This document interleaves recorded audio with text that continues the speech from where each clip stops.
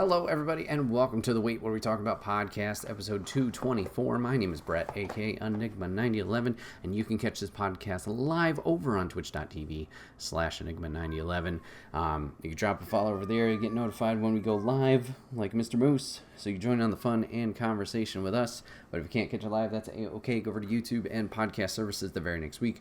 It's broken out topic by topic and put as one big video in MP3 for your amusement on the following Friday. Last but not least, any way you can support the show, like, shares, reviews, whatever it is that may seem small but does help the channel grow. So if you take the time to do that, we'd love and appreciate you for it. Today, two different topics. We're going to be talking wrestling because we always talk wrestling. And we're going to talk video games because we always talk video games. We're going to be talking Cult of the Lamb. I don't remember if I did a full topic on this when it dropped roughly 2 years ago.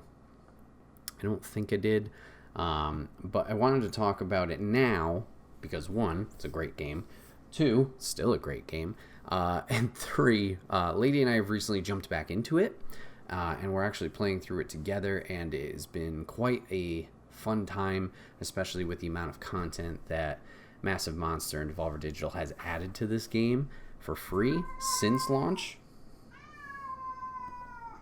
Apparently Artemis is loving it as well. Which, I mean, yeah, he's been getting into his own shenanigans on the game, let's say. So yeah, just wanted to talk about Cult of the Lamb. So first off, if you guys don't know what Cult of the Lamb is, one, fix that. This is a game by Massive Monster where you are a cute little lamb. You're about to get sacrificed by these demon cult leader people, and you are saved by another like supernatural power, and they bestow upon you this little crown, and they ask you to make a cult in their honor, and this is a mixture of a roguelite dungeon kind of dungeon crawler, for lack of a better term, and a farming sim. Very weird combination of gameplays there, but what the gist of it is you're going out for these runs, essentially, like a Hades or other roguelikes that you may think of. You go out there into the different dungeons, which are separated out into rooms. You're beating up bad guys, trying to clear the certain different sections, while also gaining or gathering materials like lumber, rock, flowers, food sources, followers for your cult, anything that you could bring back to your cult to help improve them, feed them, kind of expand on the farm and grow it as you go along. So you go out, do the runs, go against the big bads, try and defeat them and knock them down, get your revenge, I guess, essentially. And then after those runs, whether it's successful or maybe not as successful, you go back to your cult, and this is where the farm simulator comes in. You talk to your cult leaders, you give them different jobs, whether it's to gather different resources and certain mines or lumber yards, to farm for you, to cook food, you clean up after them, you do different sermons and rituals to kind of elevate their follower faith and devotion level to make you more powerful for when you go back out onto the field, into the dungeons, so you can be more successful there and progress through the game. Throughout the game, you meet up a lot of different unique characters that will give you different little side quests. Maybe you need to gather mushrooms for them, and then you can show you different ways to lead your cult. There's mini games, like one called Knuckle Bones, which is like a dice game that you can play. There's fishing you can do, a lot of different trading and getting decorations for your cult and stuff like that. It's a blast, absolute blast. I was looking forward to this game for a while prior to when it came out, and then it dropped, and I was absolutely fascinated with it. And I played through the entire thing, at least at that time of release, played through it, beat it, and then it doesn't have, there's an end point in the story of like, yep, you took care of everything, but it's also open-ended where you can continuously do runs, go back in there. There is that gameplay loop. You go after the big bads again, keep going through them, you can keep doing your cult. So it's one of those things where it has that replayability in terms of longevity, where you can keep doing things over and over and over again. But for me, it was like, no, okay, I felt like I got to a good point. checked all the boxes or whatever.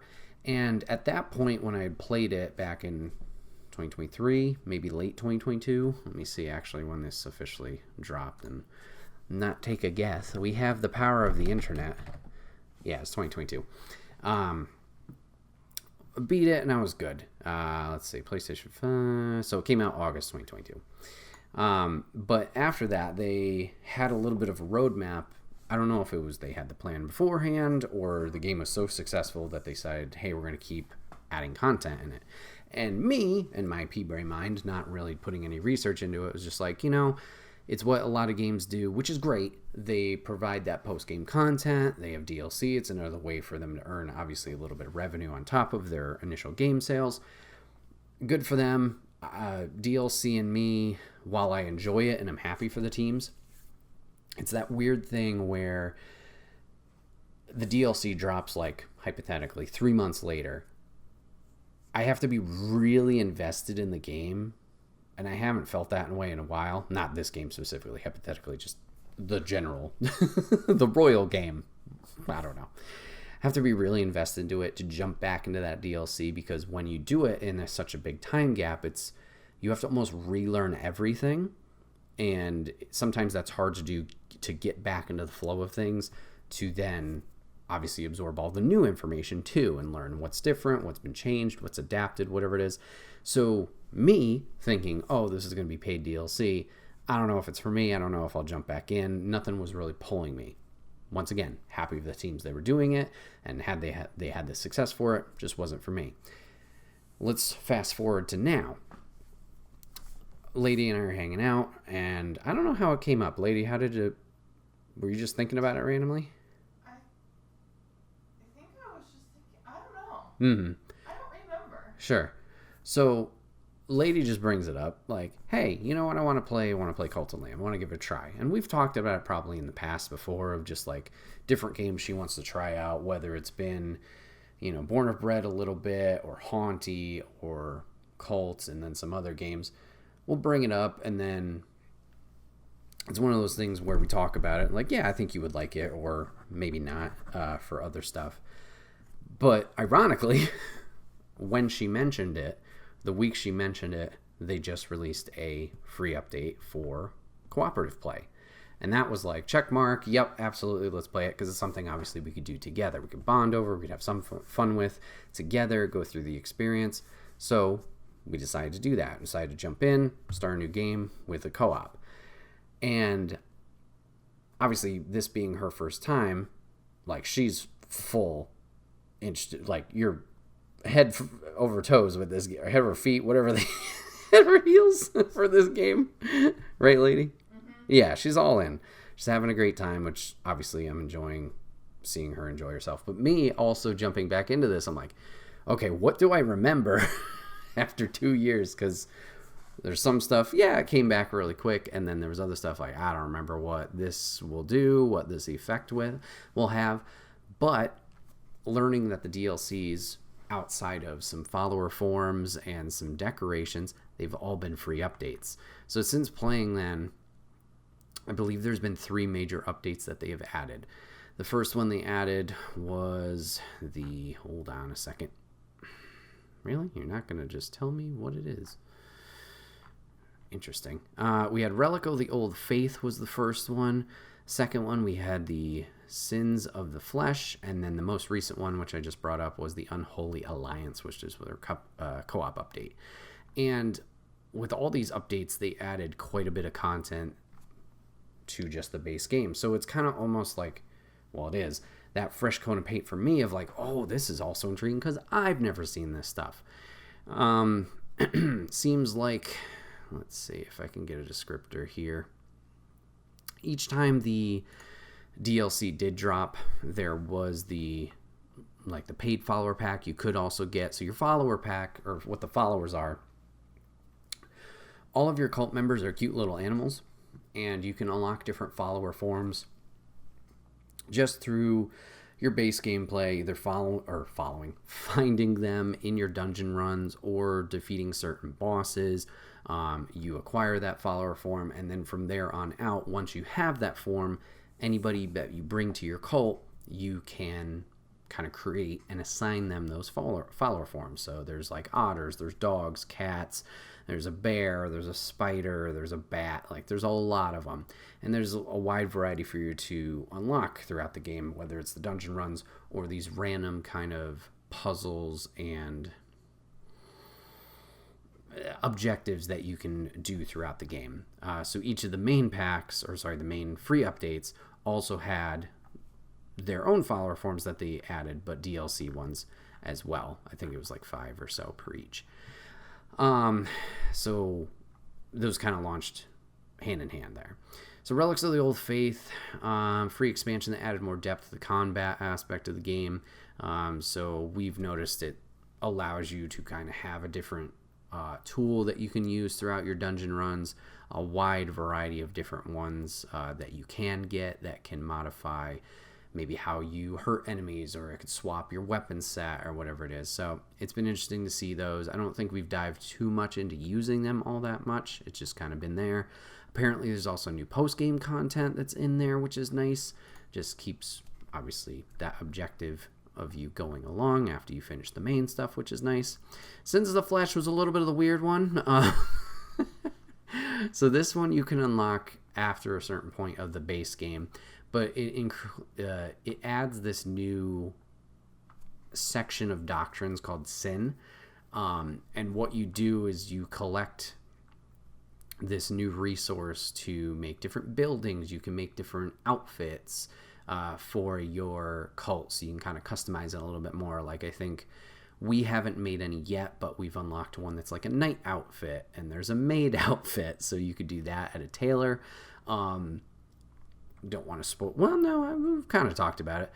I just want to be aware of spoilers for Lady. But you can have them hook up with people, and they can have kids, so you can make new followers that way if you want.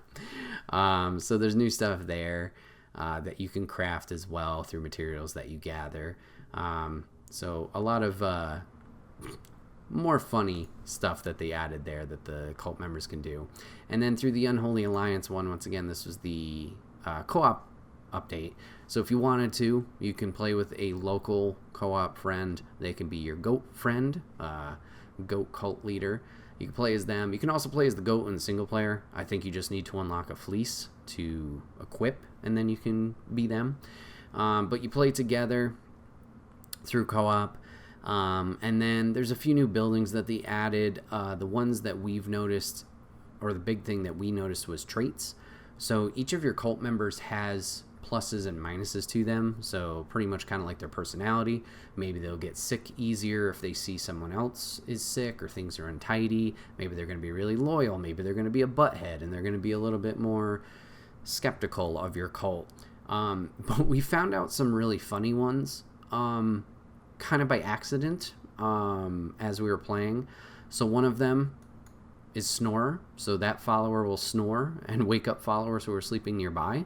So we had a few of those, so we had to kind of kick them out to the side over and make their own little house and tent area. We had a poet. They never work or have interactions. They just sit and write poetry all day for you. We found one, let me see if I can find them, a spy. This one took us by surprise. Followers might join the cult by themselves with the spy trait. Followers with this trait work and behave like any other followers and will leave the cult with 10% of your gold after 5 days. So Lady was the detective here that found this out. So we had one cult member do this, and early on they left and took some gold, and I was like, oh, that happens. They're just a dissenter. We didn't get them back. But Lady noticed that it happened with another follower while they were kind of praying at our altar or whatever. And they're kind of giving like a little shady side eye, and they weren't really given resources. So we're like, do we even remember so-and-so? Like this animal combination with color and fur and all that stuff. And we're like, I don't remember bringing him in. So we investigated him a little further and found out that he was the spy. And we're like, oh, well, we don't want you stealing our gold, so I think we sacrificed him to get rid of him. So that was a fun one. We haven't noticed it too much now since our cult has been bigger. I hope that doesn't happen, because A, that'd be a lot of gold, and B, that would be hard to narrow them down. So it might just be something that happens early on as you're kind of forming your cult. And then there's one more, which I don't see here. Oh, no, I do see here. Is cursed. So I had mentioned that when you're in your farm, in that aspect, you could do different sermons, and this kind of boosts the morale and your faith of your cult to make it stronger. People, more likely to do what you want them to do and stuff like that. And you also have these rituals that you can do, which is another way you can elevate their status. Maybe you make them work harder, or you give them a day off, or you have a big feast for them or whatever. But over time, your cult members are going to get old. They're going to die. And you'll have to bury them and whatnot. Well, maybe you really like a cult follower. Maybe you grew really close to them, or they're one of your favorites, and they die, and you're like, they're gone.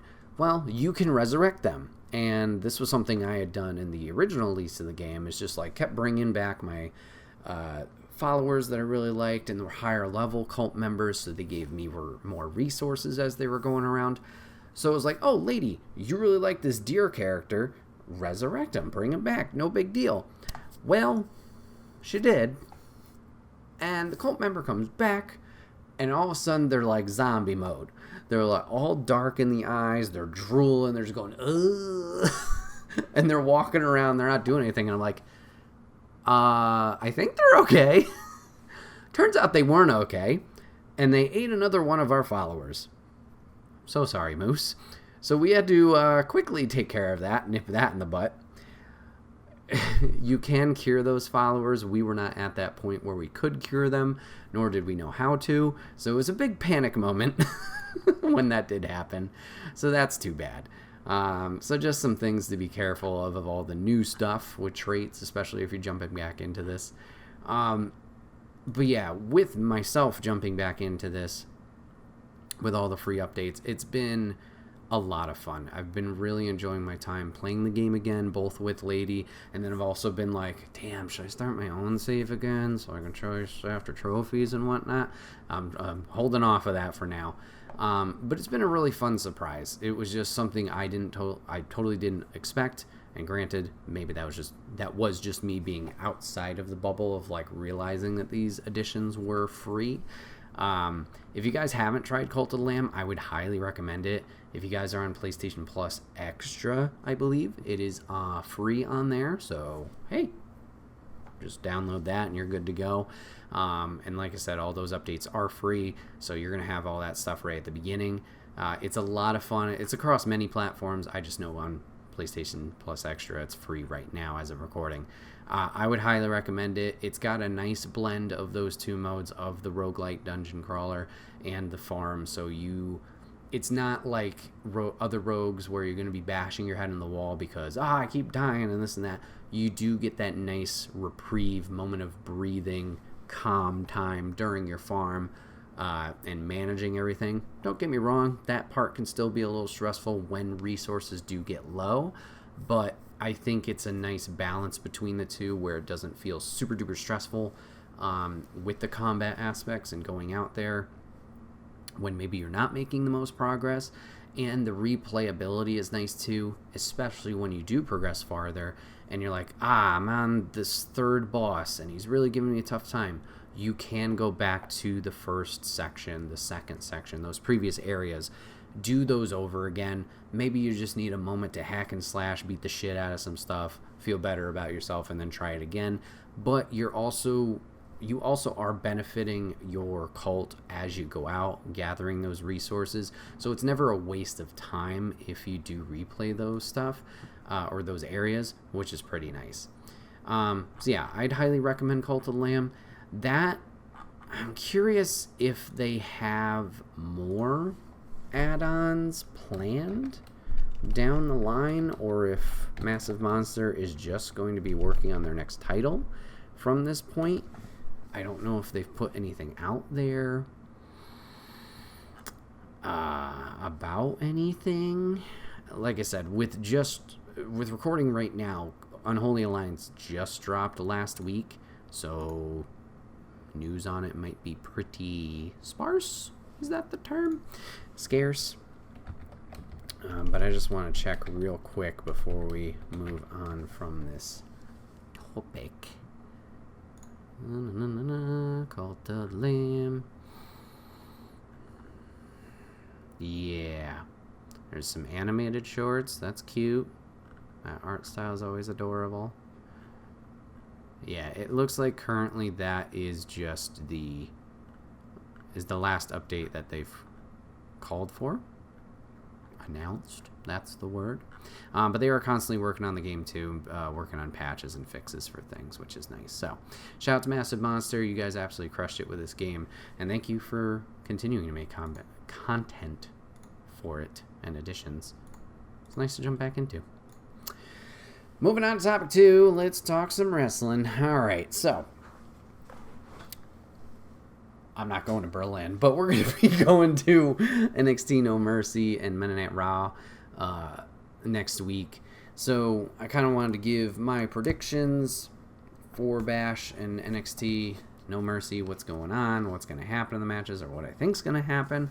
I think as of right now, as of recording, pretty much both shows have their cards all set and ready to go. I don't know if there's any kind of loose ends they need to tie up and plan for, but we shall see. Well, WWE's site is already inaccurate because I only see 4 matches here, and I know there's a 5th. So as of Bash in Berlin, or S4 rather, we got 5 matches booked. We have the women's tag team titles. We got Bianca and Jade going against Isla Dawn and Alba Fire. It's a tough one, these titles. They're trying. I don't know if we're all on the boat yet of like, yeah, the tag division for the ladies. Not that they can't do it, just in terms of investment. It's been a slippery slope. It's tough to call this one. I want to say Good Guys would just bring it back and it would go back to Bianca and Jade. Not that I have anything against Dawn and Fire. I like those two. I'm glad they are actually being used and not just ghosted on SmackDown from the first call-up draft. I think this one's difficult to call because of just down the road picture stuff. If we're thinking of Mania, which seems like Triple H is thinking of Mania with the way he plans things, are we going to get a Bianca versus Jade this year? Are we going to get that dissension? Are we going to get that breakup? Are we going to get those two going at it? Potentially. If so, I don't know if putting the tag belts on them would be the best thing. This could be the start of more of the cracks being built or, shattering between the two. Also, I don't know if it's too early for that. That could be a moment where either they break up or hypothetically run into each other at the Rumble. That's where you get the friction, go through, the road to WrestleMania time. And then you can have that 3-month build from Rumble to Mania to have those two face off. So obviously now being August, you got 4/5 months until the Rumble. You got some time to play around with. So you could put the belts back on them. They do have some other heel teams that they can go against now. We got the Pure Fusion Collective over on Raw that they can go against. Damage Control is face? ? Seems like they're headed that way. Trying to think of what other teams. I guess you could do Nia and Tiffany because they're besties now, even though Tiffany's got the Money in the Bank briefcase. But I digress. You could have them. Is it bad that I can't think of the women's tag division? I think I was just trying to think of bad guy teams. You got Piper and Chelsea, haven't really done much all that often recently. I think they're still buddy-buddy in the backstage, but I don't know if they've tagged together in a while. Chance Carter or face. Anybody else? I guess we had Isla and Alba go to NXT and they fought the Metaphor, but they're good guys now. You could have them go against Fatal Influence. That's a new team name. Fallon Henley, JC Jane, and Jasmine Nix. Yep, that's her name. I guess you could have, Bianca and Jade go against them, do the face-heel dynamic, perhaps. I guess this shows how strong the tag division is. There's not a lot of names just popping off the page here. So, we'll see. That one I can't put a hard, definitive guess on. I'm going to lean towards it going back towards the good guys. Give it to Bianca and Jade, especially with that 5-month gap. Till Rumble time, if we're even going to do them bashing or fighting each other at Mania, I guess that would be the way it would go with that. Next, we got CM Punk and Drew McIntyre in their strap match. Well, Drew got the win at SummerSlam with the special guest referee. We got Seth and the whole bracelet stuff.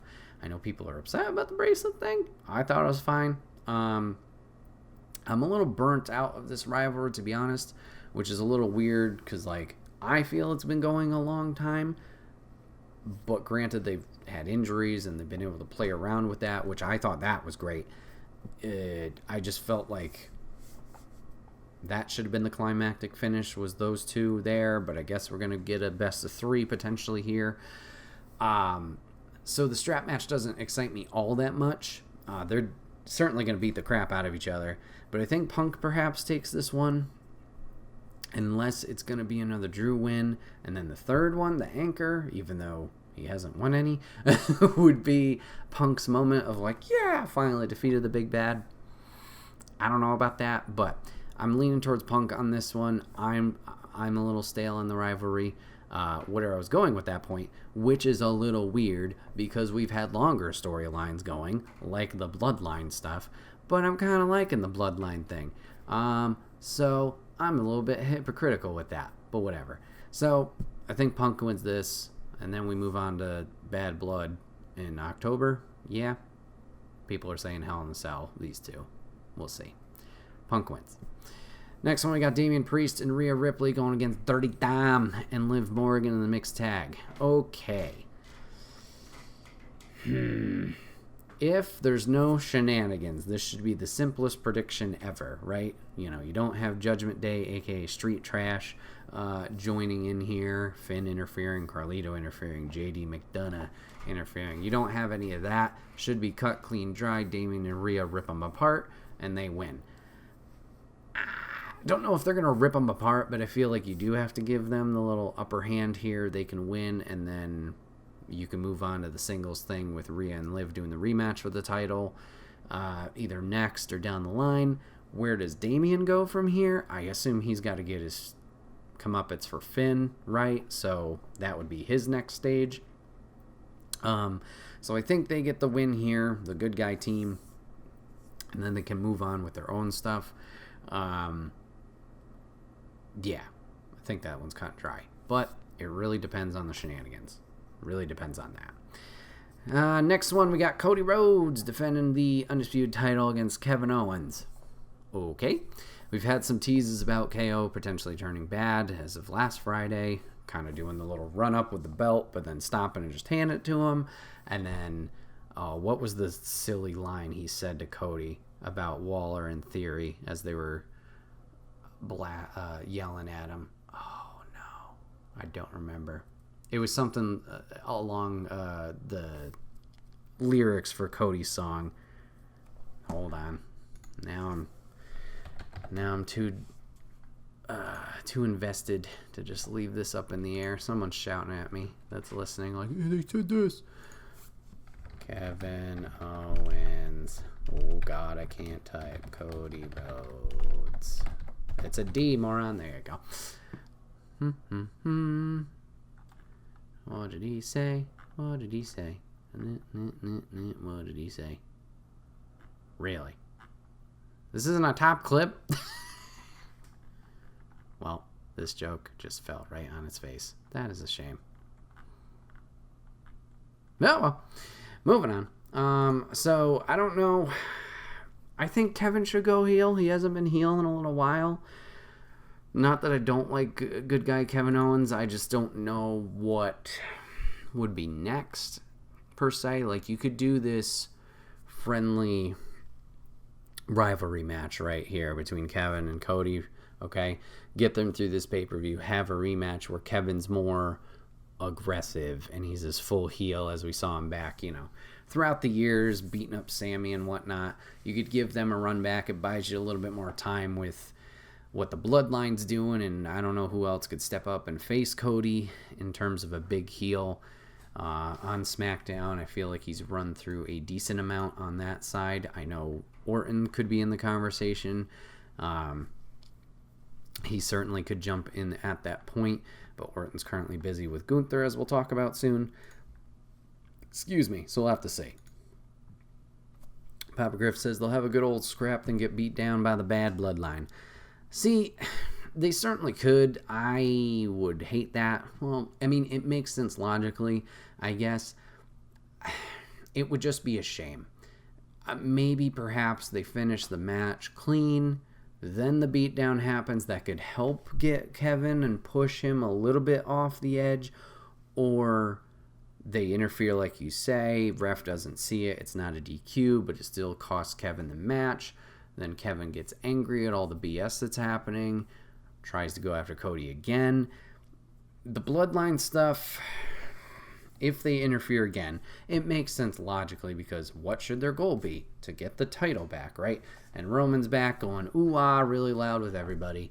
They got to deal with him too. He wants the whole journey to get the Ula Fala. I think I said that right. Roman hasn't hit the point, perhaps, yet, where he's like, ah, shit, I need help. He took his first beating. He beat the shit out of Tonga Loa and Tama Tonga. Okay, he did that. Fatu comes in with his boot, takes care of him. Okay, great. So we got the Monster Enforcer back. What's going to push Roman over the top to be like, hey, I got to get the band back together. I got to get Jimmy Uso. I got to get Jey Uso. I got to get Honorary Uso and whoever else. There's got to be some moment that he's like, uh-oh, I'm the tribal chief, but I'm not Superman. I'm not God. I got to get help. So I feel like he's got to take another ass whooping. And I don't know if what you could do is have this match. Bloodline interferes. Roman Uaz comes out again. He's like, yeah, I'm the man. Hikuleo comes out. Personally, I don't think Hikuleo's that big a deal. Yes, he's tall, so literally he's big. But the gleam I've seen of him over in AEW, not a shot at AEW, just where I've seen him wrestle. It's like, yeah, he's tall, but he's not like Jacob Fatu. Holy shit, he's a monster. Unless we can present that whenever we debut him, I don't know if Hikuleo would be the domino tipper to have Roman go, oh fuck, I'm in trouble here. So you could do that, go boom, boom, boom, have that little Tetris match. Also, then we'll see. Papa Griff also brings up, otherwise, why put KO in this match? Got to pursue instead of tossing Cody another heel contender, unless there's just no one. Yeah, I just pulled up the SmackDown roster to see what kind of heels we are dealing with that Cody hasn't fought yet. So let's take this journey down together, right? All right, he's fought AJ Styles. Good match in France. Okay, cool. I don't know why Ashante the Adonis is still on the SmackDown roster. He's down on NXT. All right, you got Theory. He's involved with tag stuff. You got Humberto Carrillo. Nope. Carmelo Hayes is doing his program with Andrade. Cody beat him first draft night? Second draft night. Not for the title, but still. You got Elton Prince. Yes, boy. No, he's doing the musical with Kit. You got Grayson Waller, similar to Theory there. Jacob Fatu. Not yet. You got to wait on that. We just talked about Kit. Logan Paul. Check. Did that. Gallows Anderson are down in NXT, so I don't know why they're on this roster. Come on. Who's in charge of this website? Santos is doing U.S. title stuff. Shinsuke. He had the match?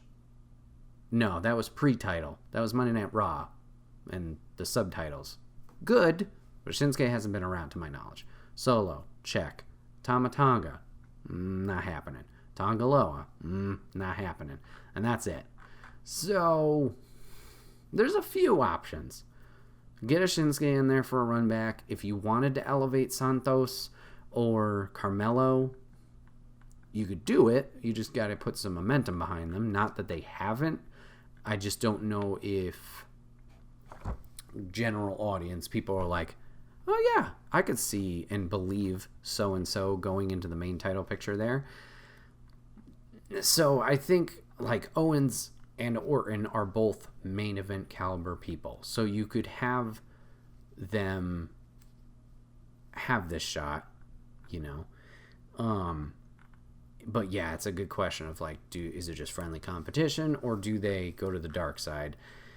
Then you got to start questioning like, okay, well, who's the main good guys over on SmackDown other than Cody? Who, like, in terms of big picture, well, it's Owens and Orton, but is there anybody else if they did go to the dark side? And I don't know if we have anybody yet. I'd love for Johnny and Tommaso to be in there. They're not there yet. LA Knight's got his US title, so he's kind of already wrapped up and stuff. Not that we haven't seen champion versus champion before. Roman, duh, but Roman's busy with Bloodline. So, unless we get a Cody Roman super team, maybe. So, it's a big question mark there. I don't know. I don't know who they could fit in this slot that isn't Bloodline per se. And that's kind of surprising to say that there isn't that depth, I thought. But I guess it's already people he's gone against too that we're talking about. So, I don't know. Kind of too bad big Bronson Reed's over on Raw and Gable. Yeah, those could be cool matches. Yeah, like we talked about today, Papa Griff. Glad Bronson's getting the push he's getting. We'll have to see how this match against Braun Strowman goes come Monday or whenever that is. Excuse me. So we'll have to see there. Gable would be cool. Obviously, he did great with the IC program with Sammy. Now he's doing the Wyatt stuff, which, don't get me wrong, it's a feel-good stuff, but it's also like, oh, American Made kind of looks silly in this moment. Could have kept the momentum on Chad a little bit there and elevated him as, like, big bad or like, people don't like him. But he's doing his thing, and I get it, and I appreciate it. So, I don't know. Both Cody and Kevin and Cody and Orton, I'm sure both matches are going to be good. I'm sure they're going to be great.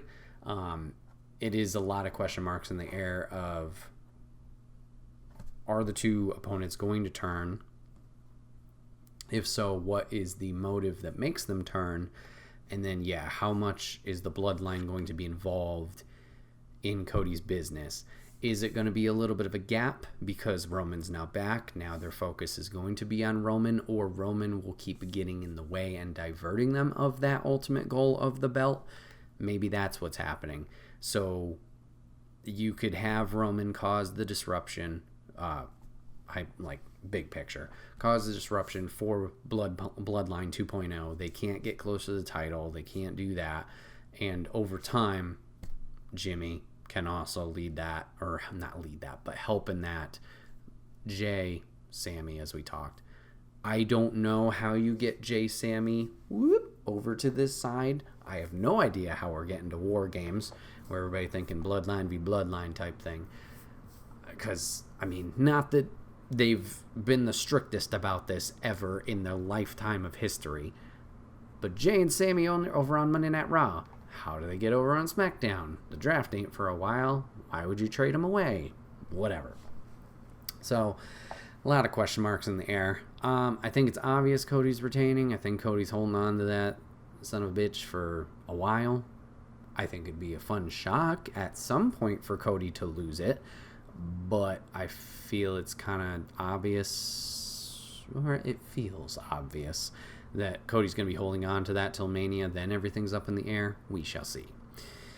Let's see. Papa Griffin chat, seems almost like they're stuck running this bloodline thing out till at least Survivor. Even then, don't see where they go next with Cody without some new faces. Unless we both run Theory and Waller by him, which could work, I suppose. Doesn't make Cody all that strong necessarily, but got to work with what you have. True. Yeah, and that's the thing too. Like, is A-Town Down Under, are they breaking up? That's a whole nother layer to it too. I don't think people want to cheer Austin Theory. I think we all have a taste in our mouth that's really hard to wash out. I mean, I like Theory, but obviously, in terms of the grand scheme of things, once again, the general audience, like, they attach him to Vince. They think of the stupid Money in the Bank cash-in on the U.S. title when there was an open challenge. They think of just him being stupid, you know. I don't know if that breakup is going to make necessarily one guy's a face, one guy's a heel. Well, yeah, that works. That's the terms. I think it would both be heel, and Grayson, I'd love to see him in that main picture, spot. That'd be cool. He obviously promo skills has it down, so that's just like any people we talk about. I think that's just a matter of building that investment in the audience to give the perception of like, oh, this guy, granted, like we said, isn't going to beat Cody, but it makes sense he's in that spot. And right now they've been in that tag teams division, which isn't a bad thing. It's just that's where our brains automatically go, oh, they're a tag team guy. You got to play the magic rearrange game, but have us go, yep, that makes sense. So it could work. So Bob Griff also says, who knows what the Forbidden Door opens in WWE. When Punk is done with Drew, he strolls over and knocks Cody's door. True. Which, that's a whole nother ball game of like, how do you get the people over? The Rumble, obviously, that's a free ticket there. But that leads to Mania, and Mania, we think Dwayne is coming back in whatever capacity, to do his part-time tenure. So perhaps, but they could work out some trade. Who knows? Anything is possible.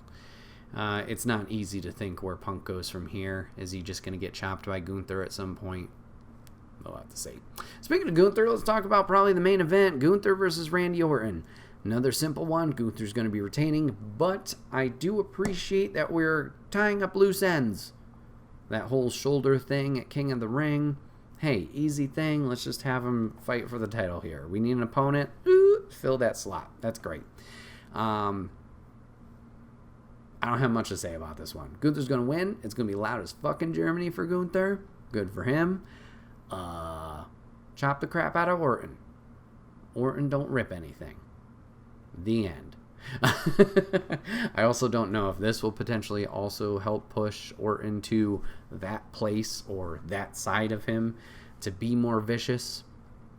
And that kind of bleeds over where that self-control, hypothetically, of the good guy is lost. And then he can lash out at Cody, and then that could lead to their program.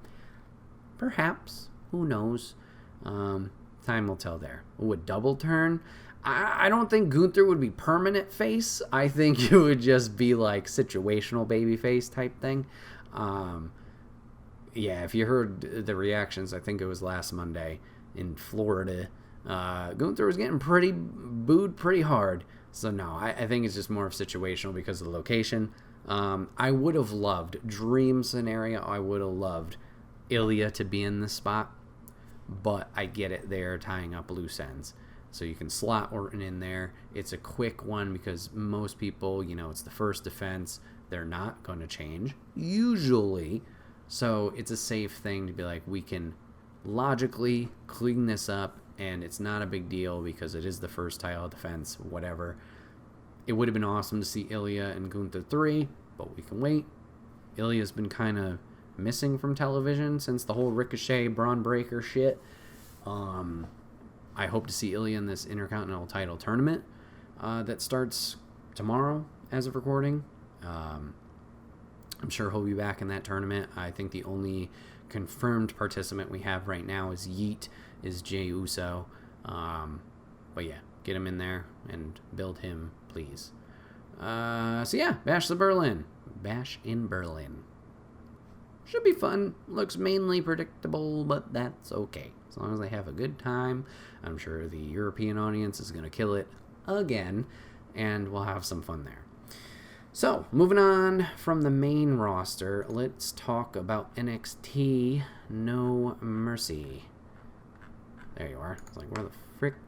Alright, so, similar to Bash in Berlin, we do have what I presume to be all the matches announced. Sadly, I want more matches. But as of right now, the matches that we do have, interesting. See, it's weird because on NXT television, there was a fifth, like, I'm gonna fight you at No Mercy, but there's no like faceplate card for it. So it's like, is it legit? Is it not legit? We'll see. So the matches we do have right now, there are 4 with the pictures. We have NXT Tag Team Champions Chase U going against Nathan Frazier and Axiom in their rematch. Okay, all right. NXT. So, for a while now, Frazier and Axiom have not been butting heads, but they've been kind of on this like trajectory of both of them are trying to pursue their own singles careers. So first it was Nathan Frazier. He was going after the Heritage Cup. He was going after the Speed Championship for the Twitter program. And Axiom was like, man, where are you? And he would always show up, and eventually they would connect to defend their titles, all that stuff. It seemed like Frazier's focus was elsewhere, and then it kind of caused a little bit of friction, but they were able to defend. Then Axiom was like, yeah, you were right, man. There were no problems here. I'm going to go do my thing. And now Axiom's been going in the Speed tournament and doing his thing. They finally lost the tag titles to... they defended them 1 week in Great American Bash against MSK. Woo! And then Wesley had his heel turn. Ooh. They defended him there. And then the next week they defended him against Chase U, Andre Trace, Ridge Holland, and Chase U won. Frazier and Axiom, hands and head. Ugh. So we're like, uh-oh, is this the breakup? It wasn't. So they're getting their rematch at No Mercy. This match can be fast-paced with those two. I'm looking forward to it. Chase U. I'm looking forward to putting up the U. I'm looking forward to doing the chase stomps. Hopefully we get to do that. It's going to be hype as shit. I don't know if I can predict this one, which isn't good for predictions card. Because if Frazier and Axiom are going to break up, if they're going to separate, okay, I don't see either of them being a bad guy. Not that you have to do a bad guy out of this. It just seems like the tension is there. And then if you're going to turn, who's going to be the turn? If Axiom's going to turn heel, does he rip off the mask? Does he become A-Kid again? And then we do this A-Kid heel character. That could work. Frazier, on the other hand, I'm struggling to think of a character for Frazier. He was doing this kind of weird Jon Stewart night host gimmick like a year ago, where he would like, the hard-hitting home truths and like make fun of people almost. I don't know if they were trying to make him a heel there, or it was a snarky comedian thing of like a funny good guy. It didn't really work. So I don't know if you go back to that and make him more of the annoying guy. However, both of these guys' movesets do not scream bad guy to me. However, you could also shove that back into my face and being like, well, there's a lot of AEW people who are heels who have a very impressive moveset. You have Carmelo Hayes, who has an impressive moveset, and he's kind of a dick. That's true. Fair enough. I think Axiom makes the most sense here because you could remove the mask. You can have him be just himself. Well, his face. Go the A-Kid route and have him heel there. I'd be intrigued to see that. I just don't want to see either of them be bad guys selfishly. So my prediction here, Chase U retains. We get whatever official fracture of this team, whatever it is officially. Either we see that breakup or they just go back to doing single stuff. Like Axiom was great in the North American title picture. Last year's Stand and Deliver. Maybe it was the previous year. I don't know. That Fatal 5-Way. Did great stuff there and around that time period with the North American picture. I don't think Frazier's had any North American title stuff. Also, you have a heel champion right now, which we'll talk about later, but you could slot either of these guys to face him in there. I think they could definitely pull off a good show and a good match. Perhaps even be believable for a champion to get an upset because they putting in the work. So we'll see. Chase U retains. Keep an eye on Frazier and Axiom. See what they're going to do. Next match we got in here is the NXT North American Championship. We got Obafemi defending against Tony D.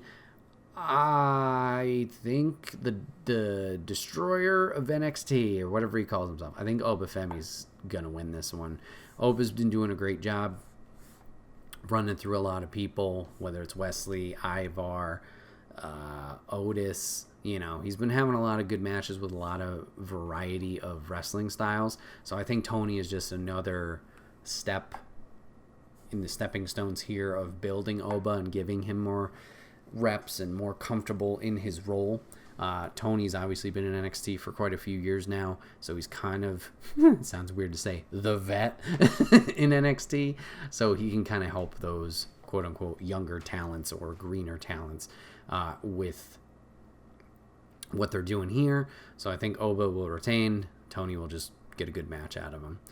The next one I'm probably looking the least forward to, and just because it's a very weird dynamic and unfortunate circumstances don't allow for talent like Julia or Stephanie Vaquer to be involved in this, but it's the NXT Women's Championship match. It's Roxanne Perez against Jada Parker.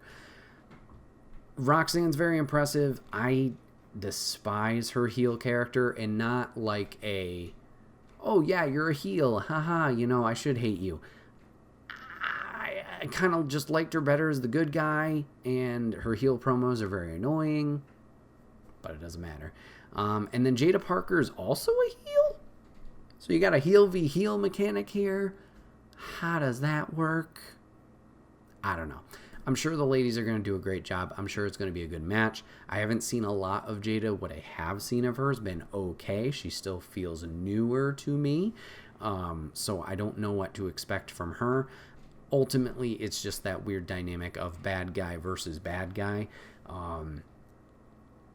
Selfishly hoping for a Julia or a Stephanie at this point to debut, just because they've been signed for a little while. That's what I was hoping for, but sadly not the case. I guess Julia's still recovering from her wrist injury that she suffered a while ago, and then I think Stephanie Vaquer has visa issues. I think that's what's going on with her. They've also signed Delta from Australia. Don't know anything about her. And don't know her situation. So, perhaps we had Julia be in the crowd a few pay-per-views ago for NXT, so maybe we get a crowd shot of Vaquer or Delta there. Who knows? And, we still have 1 week of TV NXT. Things can change. I thought Solruka was going to be an easy fit for this to fit in, to go against Roxanne for that Eliminator match, but it was not the case. So we'll have to keep an eye on that, see if any changes come down the road before the first. And then the last one, we have NXT Championship, Ethan Page versus Joe Hendry. Do we believe the crossover is going to crown another superstar from a different brand as champion? I gotta say, I believe.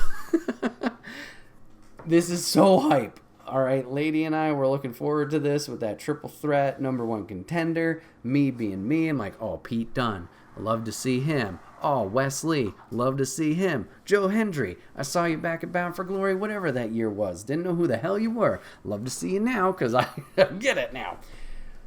I think this could be it. I think this could be the comeuppance or the turnaround for the TNA WWE relationship of like, you know what? We're playing ball. Give Joe the title.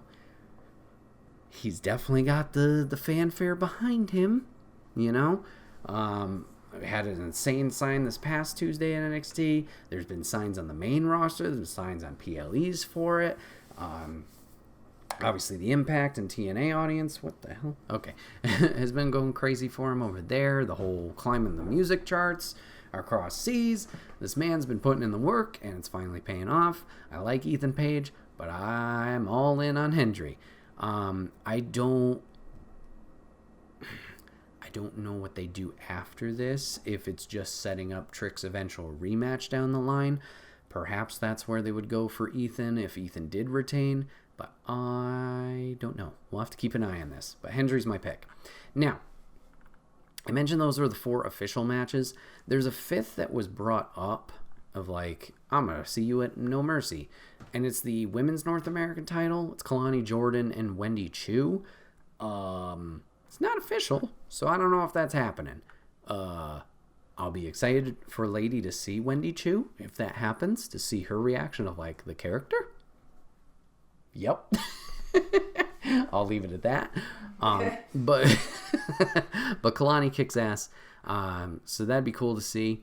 Selfishly, saying there's not an official 5th match here, what are some other matches I'd love to see? Well, I'd love to see Wesley wrestle. It's a shame he's a bad guy now, because I wanted to see MSK and the Rascals, but that's not happening. However, we did have Zachary Wentz, Nash Carter formerly, get his comeuppance and attack Wes after the Triple Threat number 1 contenders match of the last taping, or show rather. So they're obviously going to be fighting each other. I don't think, unfortunately, that's going to be at No Mercy. Granted, once again, there's still an NXT show happening come Tuesday, so that could change. I think that show is also taped, though, so we could probably find spoilers somewhere and look that up, but I will just stay here and pray. So I don't know if we'll see Rascal v. Rascal. And then we also have the story going on of Trick Williams and Pete Dunne going on. Pete kind of pulling double duty, going after Sheamus on the main roster, but he's also been fighting Trick on NXT TV. Trick cost Dunne in that triple threat to have Hendry win and get the pin to go against Paige. So could we see Trick and Pete at No Mercy? Now that would be hype for 2 reasons. 1, I like Pete Dunne. But 2, whoop that Trick. Come on, the crowd's always nuts for that when he comes out. So selfishly, please let this match or card have like 8 matches. I don't think they will, unfortunately. Let me, just for the science of it. I don't know if I can easily look up their past premium live events. Of course, what was even the last one? It wasn't Great American Bash. It was... Let's see. There was Battleground. Let me look at Battleground. I don't think that was the last one. That was probably the previous one. NXT Battleground 2024. That had 6 matches. You're telling me there's a chance. Okay.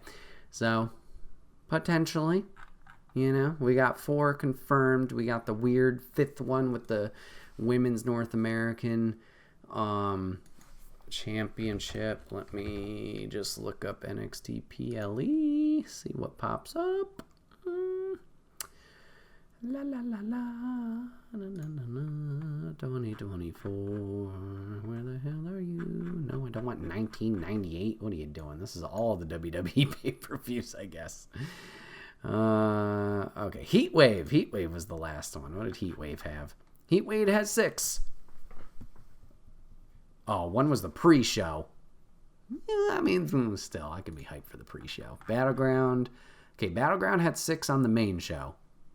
Heatwave had 5 on the main show and 1 pre-show. We'll see. Everybody cross your fingers.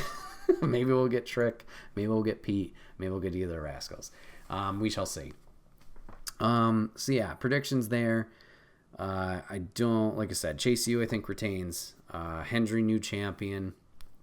I think I don't put a prediction on the women's match. I think Roxanne defends, so we can set up for potentially any of those names I did throw out in terms of Julia Vicaire or Delta, or Cora Jade. I know she's been rumored to come back from her 2nd ACL tear.